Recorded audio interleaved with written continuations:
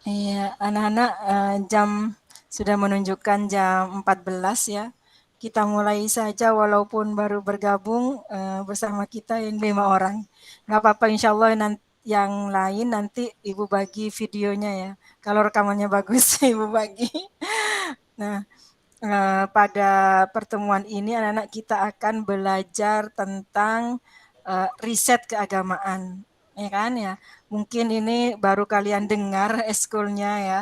Yang biasa kalian dengar kan kalau yang keagamaan itu rohis, rohani Islam. Tapi kalau ini lebih ke penelitiannya, anak. Ya. Pada pertemuan pertama ini yang akan kita laksanakan adalah membuat struktur dulu. Jadi struktur dari eskul kita. Tunggu dulu Ibu inian ya. Bahwa eskul kita itu nanti akan menyusun struktur organisasi yang terdiri dari kelas 9. Jadi siap-siap kelas 9 menjadi pengurus dari riset keagamaan, eskul riset keagamaan. Kenapa? Karena nanti sertifikat dari dari kepengurusan itu akan berguna ketika kalian akan memasuki sekolah selanjutnya. Jadi diharapkan yang kelas 9 dengan rela hati mau dijadikan pengurus ya. Ya, di sini dibutuhkan 9 orang untuk membuat struktur organisasi ya. Kalau kalau yang penasehatnya biasa kepala madrasah Pak Imam Suyuti, Pak Imam Sayuti ya. Kemudian penanggung jawabnya Pak Romlan ya, sebagai wakil kesiswaan itu Pak Romlan. Jadi kalau ada apa-apa kita urusannya dengan Pak Romlan anak. Ya. Kemudian pembinanya Ibu dan pelatihnya Bu Eva. Nah, ya, jadi itu yang dari tenaga pendidik ya, dari guru. Ya. Kemudian yang dari kalian itu harus ada ketua, harus ada wakil ketua, kemudian sekretaris, wakil sekretaris, kemudian bendahara, wakil bendahara, koordinator Kominfo, koordinator perlengkapan, dan koordinator lomba. Nah, sebelum memilih orang-orangnya, ini yang baru bergabung Ibu kasih tahu dulu ya supaya tidak terjadi salah pengertian. Ini sama pihak madrasah diarahkan agar terisi oleh anak-anak dari kelas 9. Karena sertifikatnya nanti akan berguna ketika kalian akan memasuki sekolah lanjutan. Ya. Nah, ketua tugasnya itu menghandle nanti anggota-anggotanya. Misalnya ada urusan ketika Bu Rumsi sama Bu Eva tidak bisa, maka ketua yang harus handle. Ya. Wakil ketua, kalau ketuanya berhalangan, wakil ketuanya yang maju. Sekretaris itu mencatat kehadirannya, kemudian merapikan. Nanti ada buku absen, ada buku absennya gitu kan ya. Siapa yang datang, siapa yang terlambat itu dicatat. Supaya apa? Supaya nanti ketika dibutuhkan tentang aktivitas eskul ada datanya. Ya. Wakil sekretaris, kalau sekretaris nggak bisa dihandle sama wakil sekretaris. Ya. Bendahara, nah ini nanti kalau ada hal-hal yang perlu didanai, nanti bendahara yang ngurus ya.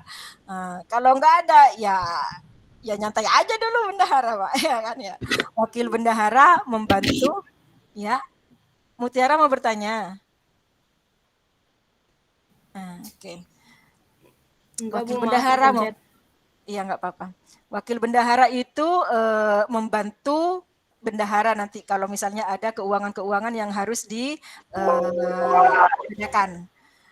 Koordinator Kominfo itu anak-anak untuk ibaratnya humas ya, hubungan masyarakat misalnya. Ini kan kita mau membahas penelitian tapi di bidang keagamaan. Misalnya mencarikan link-link gitu kan ya, siapa yang ini gitu, mencarikan inilah apa namanya orang-orang misalnya, oh ini nanti hubungannya sama Bu ini, sama Pak Guru ini, oh nanti ini nih gitu, membantu seperti itu ya. Humas kalau bahasa gampangnya. Kemudian koordinator perlengkapan. Misalnya kita nanti mau tatap muka, masuk ke sekolah ininya, apa tuh namanya, eskulnya. Nah, nanti kita tentukan, kan ini kelasnya, apa tuh namanya, anggotanya lebih dari 20 orang. Nah, kalau kelas yang setahu Burumzil itu selama pandemi ini bolehnya diisi 20, berarti harus dibagi 2. Maka koordinator perlengkapan ini nanti yang koordinir. Oh, kamu di sebelah sini ya sama Bu Eva. Misalnya yang sini sama Bu Rumzil gitu. Kalau nggak bisa, misalnya yang bantuin nyalain apa tuh namanya, nyalain kalau mau pakai proyektor atau misalnya mau bantuin ngapus papan tulis ya kan ya. Pokoknya perlengkapan lah gitu kan ya. Yang menentukan kita di kelas ini aja Bu, soalnya di sini AC-nya bagus. Yang di sana soalnya dipakai guru ini. Ya, itu koordinator perlengkapan yang aktif ya. Kemudian koordinator lomba. Nah, ini yang berat nih. Ada di bawah tapi tugasnya paling berat, yaitu nanti kamu itu diproyeksikan untuk ikut lomba MyRes. MyRes dalam bidang keagamaan. MyRes itu apa? MyRes itu peneliti muda. Kamu itu peneliti muda, peneliti pemula ya dalam bidang keagamaan. Nah, itu dilombakan anak. Nah, tapi penelitiannya hanya sebatas proposal ya, masih proposal, bukan yang sampai ya ada sih kalau yang lulus nanti sampai selesai ya. Nah, itu kemarin di antara kita ini ada siapa? Ada Kaisea, ada siapa ya? Ada Mutiara, ada Gendis yang sudah ikutnya. Alhamdulillah sudah jadi proposalnya, cuman kurang beruntung Bu Eva. Mudah-mudahan ke depannya. Ya belum. Kemudian mudah-mudahan ke depannya berhasil ya Nana ya setelah kita belajar bersama-sama. Ya. Nah, oke, itu struktur yang harus kita buat terlebih dahulu. Sekarang kita sepakati dulu penentuannya ditunjuk apa mau dipilih. Ini yang bergabung 18 orang. 18 di grup juga 18. Iya, jadi 26 nih semuanya ya. Tapi baru bergabung 18 ya. Iya. Kalau milih nggak mungkin karena belum bergabung semuanya. Ditunjuk aja mungkin ya nanti ya Bu Eva ya. Jadi, jadi kelas 9 semua intinya nanti yang mengurus ya. Tujuannya adalah supaya nanti bisa digunakan sebagai bahan untuk apa namanya daftar ke sekolah lanjutan. Dan posisinya sebagai apa itu rata Nana. Asal pengurus OSIS, asal pengurus eskul itu sama nilainya. Bukan kalau ketua dapat berapa, enggak. Sama. Ya. Poinnya sama ya, Bu. Poinnya sama. Asal pengurus eskul jadi apa saja poinnya sama. Ya, jadi nanti kalau setelah ditentukan harus saling membantu, jangan saya kan bukan ketua, saya kan ini, jangan seperti itu karena nanti poinnya sama ya. Oke. Nah, sampai di sini ada yang mau bertanya dulu? Yang baru bergabung tentang gambaran dari yang akan kita pelajari di eskul ini? Ada yang mau bertanya? Ayo, silakan. Mumpung sebelum dimulai nih, ada ide atau ada pertanyaan gitu ya, Bu ya? Iya. Biar asik gitu, biar happy. Jadi bukan suatu beban. Ekskul kita ini jadi suatu apa ya? Itu yang menyenangkan gitu. Gimana? Di sini ada Gendis, coba Gendis. Assalamualaikum Gendis. Ibu, waalaikumsalam. Ya, Gendis kemarin sudah ikut sama Muti nih ya. Ininya udah bagus Bu Eva. Nanti bisa sharing-sharing ke temannya pengalamannya kemarin membuat apa namanya proposal MyRes. Oke, kalau nggak ada yang bertanya, Ibu mau kasih gambaran dulu ya anak ya. Gambaran nih, perhatikan. Jadi yang akan kita pelajari dalam eskul ini anak-anak yang pertama itu adalah kemampuan untuk analitik. Ya, kemampuan analitik itu apa? Yang pertama, kalau kita itu menghadapi satu keadaan, kita bisa menganalisa, ini kayaknya menarik gitu. Ini kayaknya harus diketahui nih ininya. perasaan ingin tahu harus ada di kita. Itu kemampuan analitik. Bukan yang ngelihat ini, nyantai, bukan. Itu tidak punya kemampuan analitik namanya. Jadi kalau misalnya ada zaman-zaman awal dulu pandemi, banyak orang meninggal, kemudian dikuburkan dengan prokes, dengan protokol kesehatan. Protokol kesehatan itu anak-anak yang memandikan adalah pegawai. Pegawainya wallahu a'lam ya. Kalau dapat pegawai yang muslim, mengerti cara memandikan jenazah, alhamdulillah. Iya. Tapi kalau tidak, itu nomor satu yang proses memandikan. Sholatnya yang nyolatin itu juga pakai baju APD. Keluarga tidak bisa berkumpul. Ini awal-awal misalnya ya, terjadi seperti itu. Ya, padahal orang kalau menyolatkan jenazah itu bisa mendapatkan pahala 1 kirot. Ya kan? 1 kirot itu 1 gunung. Yang ditunjuk sama Nabi itu gunungnya Gunung Uhud. Gunung Uhud itu anak kalau diukur 18 kilo katanya. Kalau nggak percaya ukur sendiri. 17 kilo lebih berapa gitu. Kalau digenepin 18 kilo. Gede. Nah, itu masalah kedua. Masalah ketiga, ketika nguburin. Orang kalau nguburin jenazah, ikut ke pekuburan, ikut menguburkan jenazah, dapat 1 kirot lagi. Tapi ketika prokes, yang bisa ikut ke pemakaman hanya sedikit. Kalau mau ikut harus pakai APD. Ya kan? Nah, di sini umat Islam banyak kehilangan pahala. Nah, itu anak-anak, kalau kita itu punya kemampuan analitik keagamaan, itu nanti kita tergerak untuk meneliti. Nah, fenomena ini kayaknya bagus nih untuk diteliti. Nah, terus kita carikan jalan keluarnya. Karena kalau nggak ada jalan keluar, nanti siapa yang mau baca penelitian kita? Nah, iya kan? Nah, nanti hasil penelitian kita itu harus dibahasakan. Jadi ada kemampuan analitik, kemudian kemampuan untuk membahasakan nanti. Supaya apa? Supaya apa yang ada di pikiran kita, supaya hasil penelitian kita bisa dibaca oleh orang lain dan orang lain mengerti. Jadi bukan hanya meneliti tapi tidak bisa membahasakan. Pokoknya, itu orang yang suka bilang pokoknya, itu berarti dia tidak punya kemampuan untuk membahasakan. Nah, nanti kita mau belajar bagaimana membuat paragraf. Satu paragraf ada satu ide pokok. Satu kalimat harus ada kalimat kata utamanya, kata kuncinya. Kita harus ini. Kenapa? Karena itu semuanya ada dalam rambu-rambu penelitian. Ya, nah kita akan belajar seperti itu. Terakhir nanti baru kita belajar cara pengetikan. Karena apa? Karena kalau misalnya mau dilaporkan dalam sebuah jurnal, itu ada tata caranya pengetikannya. Spasinya harus segini, huruf besar. Kamu belajar sama Bu Atina kan? Kalau nama ini harus huruf besar, kalau ini harus komanya begini, kalau begini tanda petik bagaimana. Itu nanti. Jadi kita akan belajar kemampuan seperti itu anak-anak ya. Kemampuan bahasa secara lisan maupun secara tulisan ketikan ya. Nah, terakhir anak-anak, kita harus juga mengetahui trik pasar tuh anak-anak. Ke pasar keinginan masyarakat untuk mengetahui sesuatu. Jangan sampai kita meneliti sesuatu yang nggak laku di pasaran, yang orang lain nggak peduli. Iya kan? Nah, kita tidak mungkin meneliti sesuatu, tapi orang lain nggak ada yang peduli. Nanti ya sayang deh penelitian kita nggak ada yang baca.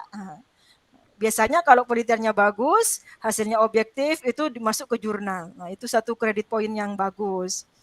Kecuali nanti kita baru tahap belajar. Tahap belajar kita mulai dari penelitian dasar dulu. Penelitian dasar itu maksudnya misalnya kita meneliti yang ruang lingkupnya kecil dulu.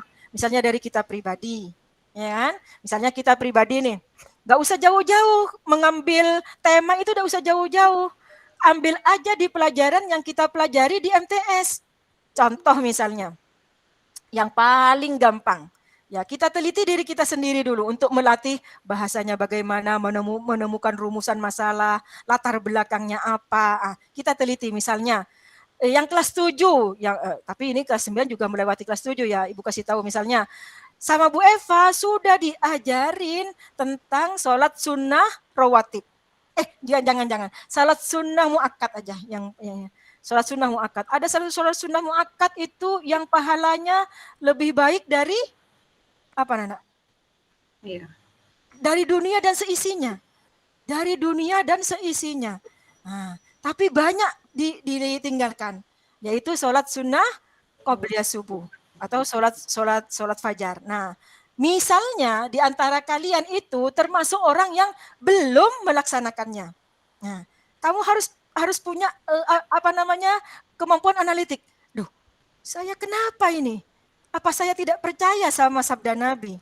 Kurang apa diajarin sama guru? Ya kan? Kurang apa udah diajarin seperti itu? Hadisnya jelas, soheh, kemudian artinya sudah dihafal bahwa lebih baik dari dunia dan seisinya sudah diterangkan. Kok saya belum melaksanakannya? Nah, kita teliti. Ini namanya penelitian dasar. Ya, kita teliti diri kita sendiri. Rumusan masalahnya kita bikin. Apa nih pertanyaannya? Jam berapa saya bangun? Ya, mestinya jam berapa supaya saya itu ada kesempatan untuk sholat qobliyah subuh. Saya nggak bisa bangun pagi. Apa masalahnya? Misalnya ngegame semalaman, ya, atau misalnya bukan ngegame, sosmed semalaman, atau misalnya kamu tidak peduli, yang penting wajibnya, misalnya. Nah, ini bisa dijadikan rumusan masalah. Nah, baru kalian itu melakukan langkah-langkah. Nah, karena yang diteliti diri sendiri itu gampang anak-anak. Bisa dijembreng sendiri. Oh, ini hadisnya saya tahu ini. Kamu cari searching. Ini ada di hadis mana? Ini namanya studi literatur. Nah, sekarang kamu beruntung walaupun ada di rumah, tidak usah pergi ke toko buku, kalian sudah bisa searching di internet, cari dalil tentang sholat qobliyah subuh. Sudah ada di situ. Sama misalnya asbabul wurudnya, ya, asbabul wurud itu kalau hadis sebab turunnya hadis itu kamu baca, itu jadikan studi literatur, ya, kajian teori judulnya nanti kalau misalnya dalam laporannya.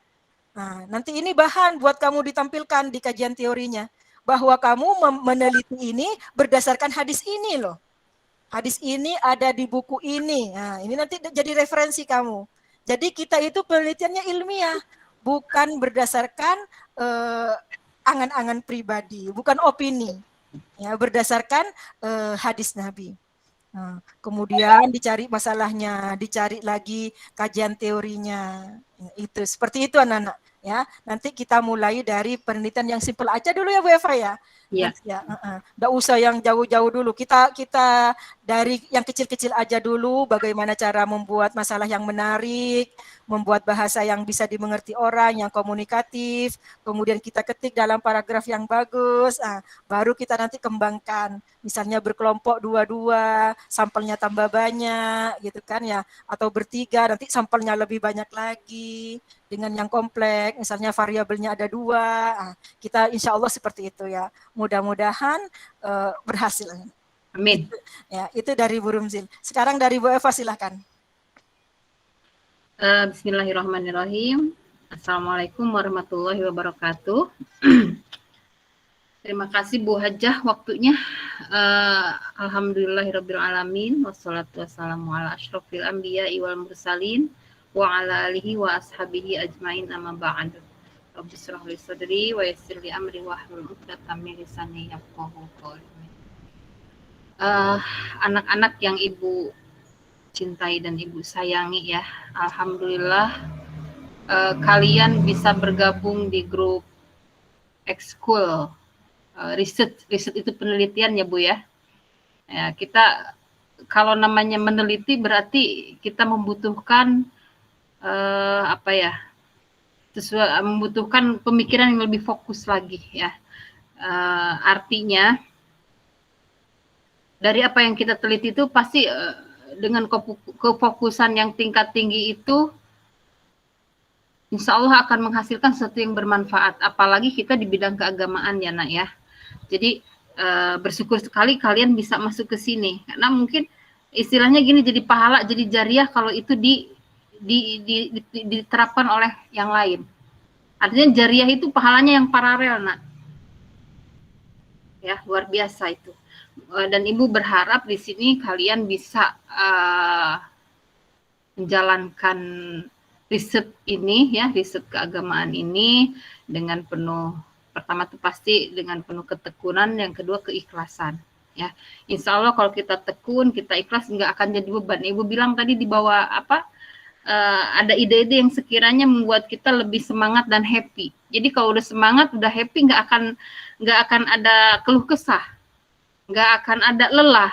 Justru itu lebih menantang. Kalau orang sudah happy, ikhlas, itu menantang terus.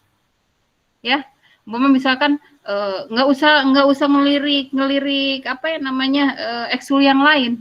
Kalau ekskul yang lain kan lebih keren, ini begini begitu, jangan. Justru insya Allah kita lebih keren juga. Karena tadi kita akan ketemunya nanti buat di akhirat, jadi jariah. Kalau riset, kalau penelitian kita diaplikasikan oleh yang lain, kita dapat pahala yang berlipat ganda, dan kita juga akan dapat pahala lagi dari yang menerapkan apa yang kita teliti. Contoh seperti tadi Bu Hajah bilang, sholat sunnah rawatib. Ya, kalau umpama dari omongan kita, dari penelitian kita, orang mau nurut, artinya mau mengerjakan syariatnya, ya, kalau segala sesuatunya kan hidayah dari Allah, ya. Kalau kita kan perantaranya dari kita, karena Allah maha bijaksana, kita kan kebagian pahala juga, sehingga orang, oh iya ya, gitu. Contoh tadi sholat sunnah rawatib muakkad, ya. Kalau sholat sunnah rawatib ada bagian-bagiannya kan, kurang lebih 10 rakaat, dan pahalanya tadi salah satu sholat subuh saja pahalanya seperti itu. Kemudian sholat sunnah yang lainnya yang mengiringi sholat fardu itu, rawatib itu mengiringi sholat fardu, pahalanya kan akan dibangunkan istana di surga. Nah, kadang kalau ibu berpikir kalau malas gini, aduh mau dapat istana nih, timbang 2 rakaat dapat istana, coba. Berpikirnya begitu kok, karena manusiawi, ya, kalau terkena rasa malas, apalagi kita lelah, lesu, itu akan timbul semangat lagi. Mau dapat ini ya, istana, kenapa malas, cuma 2 rakaat, cuma 2 menit, kasarnya seperti itu. Kan kalau kita sholat sunnah baca Al-Fatihah aja nggak apa-apa. Coba kalau kalian hitung berapa menit itu. Tapi luar biasa perjuangannya kita untuk melaksanakan itu. Ya, seperti tadi Bu Hajah bilang, diteliti dulu permasalahannya apa, hadisnya. Saya tuh sudah tahu, sama guru tuh sudah diajarkan, hadisnya ini, penjelasannya ini. Yakin enggak kita dapat istana di surga? Yakin saya bakal dapat kalau mengerjakan ini, insya Allah akan terpacu. Misalnya gini, aduh mau sholat sunnah malas banget. Kita berpikir, aduh istana di surga nih, 2 rakaat doang, istilahnya seperti itu, akan timbul semangat. Yang ibu rasakan seperti itu.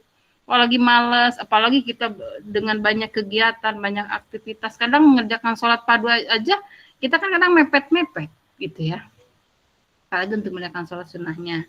Oke, baik anak-anak, kembali ke tadi, itu kan sekedar contoh saja, ya. Artinya silahkan kalian buat penelitian yang lebih cetar lagi istilahnya. Kalian kan masih muda, artinya otaknya masih fresh.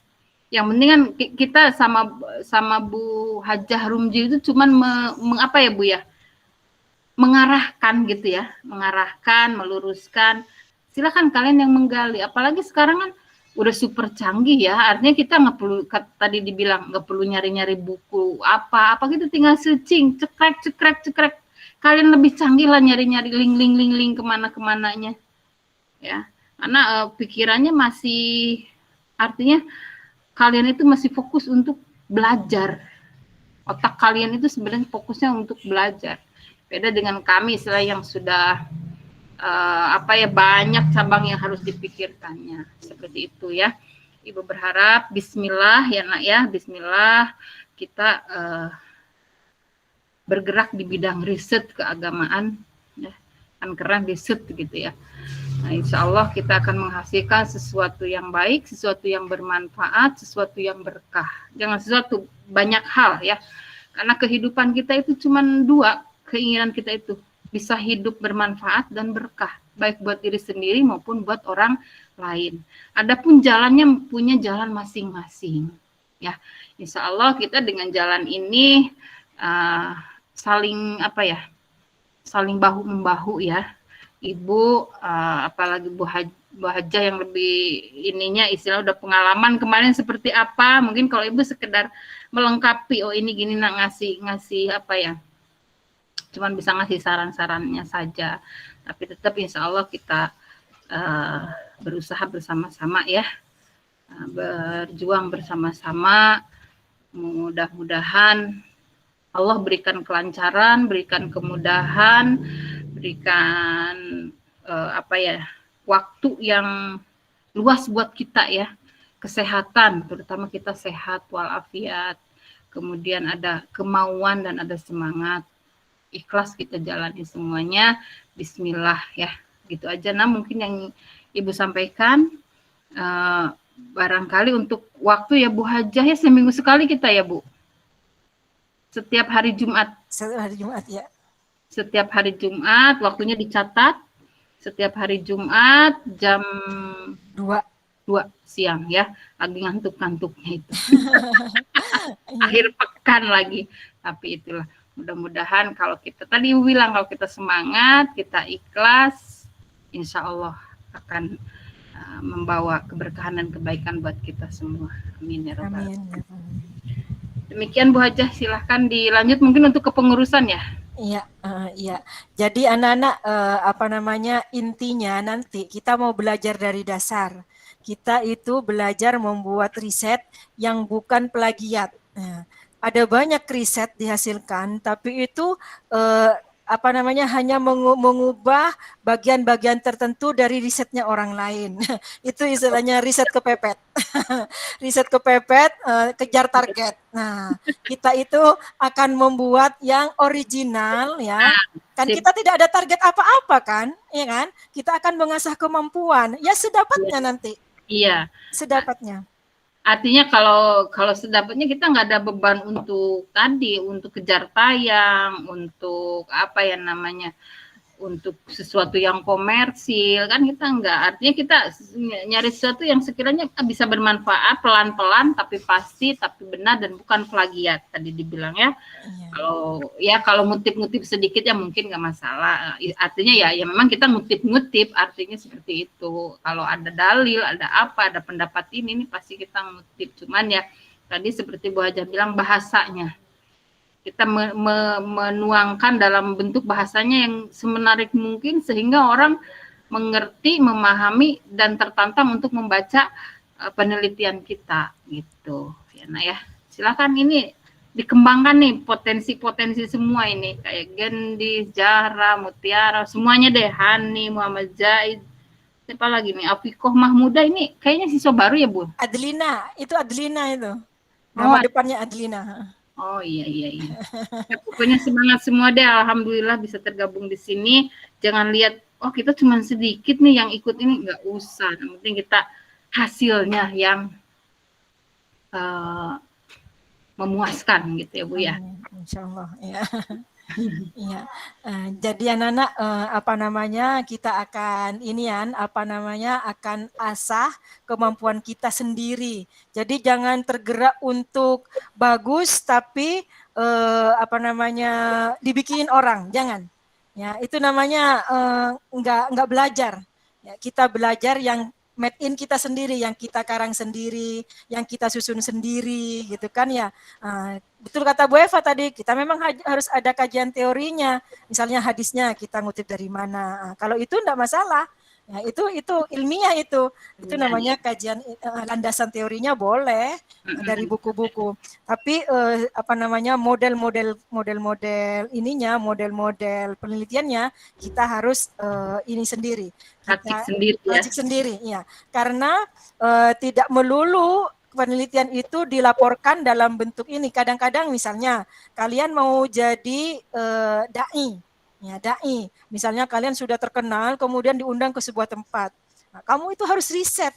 Kamu tidak bisa menentukan tema yang tidak sesuai dengan keadaan masyarakat sana. Misalnya kamu harus riset anak-anak orang sana itu kebiasaannya bagaimana, apa yang harus diperbaiki, apa yang harus ditingkatkan. Nah, itu kamu juga harus melakukan riset. Kalau kalian itu sudah punya kemampuan analitik, kamu akan dengan gampang dan ceramah kamu akan bisa diterima oleh orang sana. Jangan sampai kita menceramahi orang yang butuh A, kita kasih B. Nah, itu nggak nyambung. Nah, itu karena penceramahnya tidak melakukan riset terlebih dahulu, ya. Jadi tidak melulu yang dibayangkan riset itu seperti yang kamu bikin kemarin, Gendis sama Mutiara, ya, tidak melulu seperti itu. Jadi dalam kehidupan kita banyak harus melakukan riset dan kita akan memulai dari yang paling dasar, insya Allah, ya. Nah, Oke. Di sini nama-nama kelas 9-nya Bu Eva belum ada. Nanti kita pakai chat aja ya bikinnya ya. Pokoknya yang ditunjuk siap ya. Ya buat kalian juga nanti kan itu ngebantu ya. Ini yang kelas 7 dan 8 jangan ngiri dulu kok kelas 9 jadi. Iya. Karena kalian belum butuh. Kelas 8 belum butuh. Ini ada Adelina, Gendis, kemudian Cinta, Fawaz, Fawaza, Gading, Hani, yang Ihsan ya, Muti, Okta, sama Rajwa yang kelas 9. Ini pas ini buat dijadikan struktur. Nanti tinggal diatur aja nih ya. Pokoknya poinnya jadi apa saja itu poinnya sama di struktur pengurus, tidak berbeda. Jadi jangan iri-irian, ini semuanya mengurus ya. Kelas 7 sama kelas 8 nanti kebagian kalau sudah kelas 9. Iya. Kalau struktur nanti sudah disetujui, nanti dicat aja, karena kalau sekarang ini terlalu lama ininya. Dicat aja nanti langsung ini jadi ini gitu, kayak di WA grup aja nanti. Nanti kita menentukan apa yang akan kita laksanakan pada pertemuan berikutnya aja ya. Jadi dalam seminggu ini anak-anak usahakan kalian itu mencari satu tema yang paling menarik. Ya, kita tidak usah meneliti yang terlalu besar, tidak usah yang meneliti besar. Kita mulai dari diri sendiri dulu, penelitian dasar dulu, ya. Coba dari apa yang sudah kalian pelajari dalam bidang keagamaan, ya, boleh di Al-Quran, ya. Kenapa kok saya ini kalau disuruh tahfidz susah banget, sementara kalau lagu Inggris padahal gak ngerti gitu ya. Lagu India padahal gak ngerti, kok cepat hafal gitu ya. Nah, apa itu? Atau misalnya kenapa kok saya alergi kalau pelajaran tentang sirah Nabi gitu ya, SKI kan ya. Atau misalnya fikih seperti yang tadi, padahal sudah dikasih tahu bahwa ini pahalanya segini, kalau enggak ini begini. Kenapa kok ini? Kamu coba cari satu tema yang menarik, masing-masing satu orang. Ya. Ciri-ciri menarik itu anak-anak, ciri-ciri menarik, kalau penelitian itu sudah dilaksanakan sama kamu, hasilnya itu akan bermanfaat buat orang lain. Ya, jadi kalau kalian itu hasilnya nanti bermanfaat, orang lain tertarik baca. Orang yang mengalami masalah seperti kamu itu akan, ada jawabannya ada ini. Ada jawabannya nih. Oh, begini. Oh, kalau misalnya malas ngaji itu harus ini. Yang pertama harus ingat dosa. Orang akan tertarik ke situ. Jadi harus ada manfaatnya. Nah, nomor 2, kamu harus cari yang out of the box. Artinya tidak seperti yang pernah dikatakan sama orang lain. Ya, boleh ada samanya boleh, tetapi kamu harus punya ini nih lagi nih masalahnya yang belum disampaikan oleh orang lain gitu. Itu namanya menarik anak-anak ya.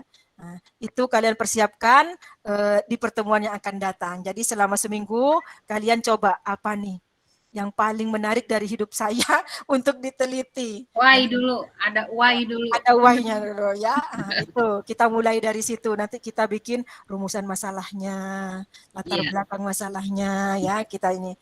Pokoknya kamu temukan satu topik dulu yang menarik kata Bu Rinzil ya. Oke, ada yang mau bertanya sampai di sini? Silakan ditanyakan dulu yang sekiranya membuat kalian masih bingung gitu. Apa sih penelitian itu, apa sih? Pasti paling kelas 7, kelas 8 ya. Kalau kelas 9 insya Allah sudah sama Bu Eko ya, diajarin ilmiah, penelitian ilmiah sudah Bu Eva di IPA itu. Ya. Insya Allah sudah. 7-8 ini yang masih apa ya? Masih Kalau kelas 7 sama Bu Devi itu mungkin cuma langkah-langkah ilmiah gitu, belum ke penelitiannya. Kalau kelas 9 kayaknya sudah mengerti. Nah, nanti Ibu Eko cetar tuh dia kalau ya, nanti yang kelas 7 sama kelas 8 apa tuh namanya bisa tuh tanya-tanya ke kakak yang kelas 9 ya. Atau nanti nanya sama Bu Rumzi sama Bu Eva juga boleh nanti di grup ya. Oke. Ada yang mau bertanya Nana? Yang kelas 9 harus siap ya, nanti ditunjuk ya. Terutama yang sudah pengalaman nih, Gendis, Mutiara nih sudah pengalaman kemarin, harus siap ditunjuk. Ya. Berbagi ilmunya. Ilmu tuh kalau dibagi nambah. Iya. Nambah. Nambah pahalanya, nambah ilmunya ya. Iya. Ayo. Oke. Ada yang mau bertanya?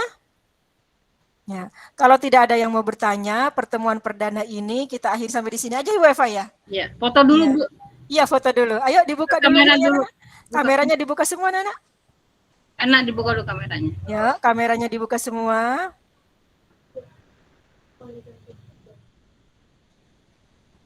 Ya, kameranya Fayaza dibuka. Ya, Andin. Oh, ini Andin juga ada nih, kelas 9 nih. Ada Rajo, ada Hani, dibuka kameranya Hani. Ayo 15 lagi nih, belum buka kamera nih. Ya, Fawas, Okta. Ya, ayo dibuka sayang cepetan. Udah 2:30. Ayo, Muti. Oke, Gading, bisa ditunggu apa enggak? Oh, error ya sudah nggak apa-apa ya sudah kalau error nggak apa-apa. Error. Ya, kameranya error ya sudah ya seadanya aja ya kita foto ya. Ditahan ya Nana ya. 1, 2, 3. Oke Nana, dari Bu Rumzil sampai di sini aja. Mudah-mudahan kita mencapai kesuksesan nanti ya. Walaupun nanti kata Bu Eva pelan-pelan, tapi pasti insya Allah ya. Mudah-mudahan ada gunanya di dunia dan akhirat dan membuat pahala yang jariah yang kata Bu Eva mengalir walaupun kita meninggal. Oke, silakan Bu Eva closing statement-nya. Oke, kenapa Bu Haji? Kalau ditutup. Doa, langsung doa. Baik anak-anak, alhamdulillahirobbilalamin. Kebersamaan kita kurang lebih 1 jam ya, 1 jam kurang sedikit lah. Mudah-mudahan bisa memberikan berkahan buat kita semua dan lancar semuanya ya. Untuk mengawali minggu depan, Ibu berharap semuanya bisa hadir karena kita langsung tatap muka ya Bu Haja ya. Insya Allah ya, nanti lihat kondisi sekolahnya. Nah, lihat kondisi sekolah, mudah-mudahan kita sehat semua ya Nak ya. Kemudian pandeminya cepat berlalu lah mudah-mudahan ya, agar kita bisa melaksanakan aktivitas yang normal lagi ya. Bismillah. Bu Haja udah getok palu belum nih? Kita bismillah nih. Bu Eva, silakan. Kita ketok palu ya, namanya kan harus resmi ya Bu ya. Bismillahirrohmanirrohim. Semoga lancar, sehat, sukses, bermanfaat, berkah buat semuanya. Amin ya rabbal alamin. Anak-anak kita istighfar dulu ya, kita akhiri. Astagfirullahaladzim, astagfirullahaladzim. Subhanakallahumma wa bihamdika asyhadu an la ilaha illa anta